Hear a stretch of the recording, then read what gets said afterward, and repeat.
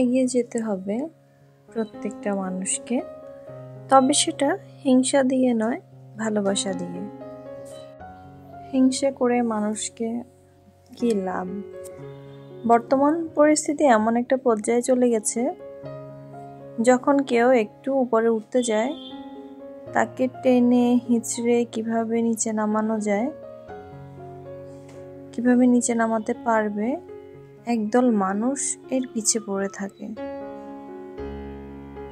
মানে আমি নিজে উঠতে পারবো না, কিন্তু অন্য কেউ আমার আগে উঠতে পারবে না, এমন একটা পরিস্থিতি হয়ে যায়। আমি যেখানে পারছি না, অন্য কাউকেও সেখানে দিব না। একদল মানুষের মনের ভিতরে এই হিংসাটা কাজ করে।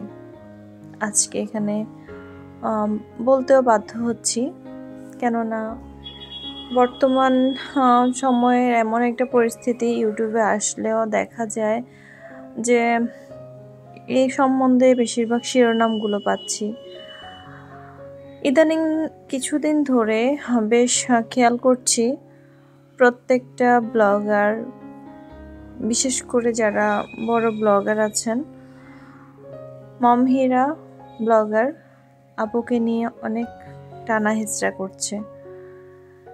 আসলে কি বলবো, ওই যে আপুটা একটু উপরে উঠে গিয়েছে, যাকে দেখে অনেক নারী প্রেরণা পেয়েছে, অনুপ্রেরণা পেয়েছে এই ব্লগিং জগতে, মানে ইউটিউবের প্ল্যাটফর্মে নিজেকে উপস্থাপন করার, কিন্তু পারছে কই?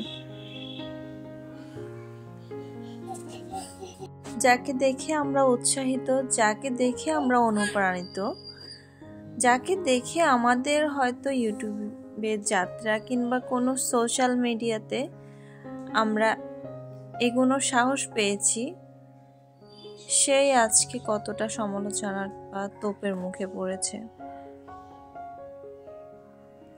শুধু সেই আপুর কথা না, মমহিরা চ্যানেলের সে আপুর কথা না, বর্তমান সময়ে যেদিকে তাকাবেন সেদিকেই দেখবেন, কেউ একটু উপরে উঠতে চাইলে তাকে টেনে হিঁচড়ে নামানোর মতো মানুষের অভাব পড়ে না, সমালোচনা করার মানুষের অভাব হয় না।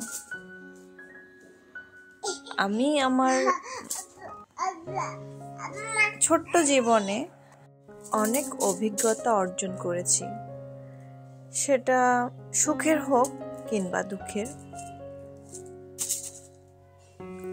অনেক মানুষকেও দেখেছি, কিন্তু খুব স্বল্প সময়ে কিছু মানুষের সাথে পরিচয়, সেই স্বল্প সময়ের মধ্যে অনেকজনকে দেখেছি এইরকম পরিস্থিতিতে পড়তে। এমনও হয়েছে যে খুব ভালো মানুষ, কিন্তু তার পিছনে তার পিছে লাগা, তার পিছে বদনাম করা, এসব কিন্তু ছেড়ে দেয়নি।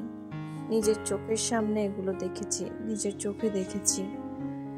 আর এটা প্রায় জায়গায় না, আমাদের জীবনের সঙ্গী হয়ে গিয়েছে। কারো ভালো কেউ সহ্য করতে পারে না। সত্যি কথাগুলো বললে অনেকের গা জ্বলে ওঠে, সত্যি কথা বললে অনেকে সেটা হাসি ঠাট্টা করে থাকে। কিছু বলার নেই। আল্লাহর কাছে জিনিস প্রার্থনা, আল্লাহ আপনি সবাইকে হেদায়েত করুন, সবার প্রতি রহমত দান করুন। আজকে আরো একটি কথা বলতে চাই। আমরা আমাদের ভিডিওগুলো যারা দেখি, তারা বেশিরভাগই ইউটিউবার। তো সবাই একটা কথা মনে রাখবেন, এখানে আমরা কেউ কারো প্রতিযোগী নই, আমরা সবাই সবার সহযোগী। আমরা যদি আমাদেরকে সহযোগিতা না করি, তবে আমরা কিন্তু একদম কিছুই করতে পারবো না। সো হিংসা নয়, ভালোবাসা দিয়ে এগিয়ে যান। অনেক কথা বলে ফেলেছি, প্লিজ কেউ ব্যক্তিগতভাবে নেবেন না। আমার গাছে, ড্রাগন গাছে 3 বছর পরে ফল এলো।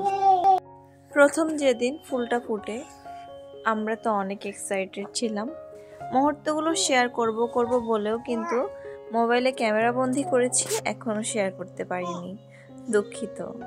কখনো হয়তো কোনো একদিন শেয়ার করব লেট পোস্ট হিসাবে। তো এইদিকে ড্রাগনগুলো ধরেছে, ড্রাগনগুলো পেকেছে, আর আজকে প্রথম গাছ থেকে একটা ড্রাগন ছিঁড়ছি আমি নিজের হাতে। ড্রাগন ছিঁড়ার মজাই আলাদা, নিজের গাছে থেকে কোনো কিছু পেড়ে খাওয়ার মজাই আলাদা। তবে সেটা হতে হবে একদম প্রথম জিনিস দেখার মধ্যে যে আনন্দ, প্রথম জিনিস পাওয়ার মধ্যে যে আনন্দ, সেটা কিন্তু দ্বিতীয়বার আর আসে না। একটা জিনিস ফিল করেছি, সেটা হচ্ছে প্রথম দিন যে ফুলটা ফুটেছিল সেটার জন্য আমি আর আমার ছেলে যে এক্সাইটেড ছিলাম, দ্বিতীয় দিন কিন্তু এত বেশি আর এক্সাইটেড ছিলাম না। তো প্রথম যে ড্রাগনটা কাটছি সেটাই আপনাদের সাথে আজকে শেয়ার করছি। কতটা এক্সাইটেড ছিলাম আমরা, মনে হয় যে আমরা ড্রাগন আর চোখেই দেখিনি, কিনেও খাইনি, এমন একটা অবস্থা হয়ে গিয়েছে যে আমরা তো কখনো ড্রাগন চোখেই দেখিনি, কিনেই খাইনি। আমার ছেলেও এমন বলতেছিল, আম্মু আমরা তো আর ড্রাগন কোনো দিনও খাই নাই। তো ওর কথাগুলো শুনলে মাঝে মধ্যে রাগ হয়, মাঝে মধ্যে হাসি পাই যে এমন সময় বলবে যে আম্মু এটা তো আমি জীবনে করিয়ে নাই, জীবনটাই কতটুকু হয়েছে। আর দেখা যায় যে ও একটু আগে খাইছে, কতক্ষণ পরে বলতেছে আম্মু এটা তো আমি জীবনে খাই নাই। তো এগুলো আসলে যারা আমাদের মানে আত্মীয় স্বজন তারা হয়তো জানবে, কিন্তু কিছু আত্মীয় স্বজন আছে সচরাচর যাদের কাছে আমরা সবসময় যাওয়া আসা হয় না, দূরবর্তী, তারা অনেক সময় মনে করবে যে না এই বাচ্চাকে মনে কিছুই দেয় না, আল্লাহ দেখো। তো আজকে আর বেশি কথা বলবো না, আজকে এই পর্যন্ত।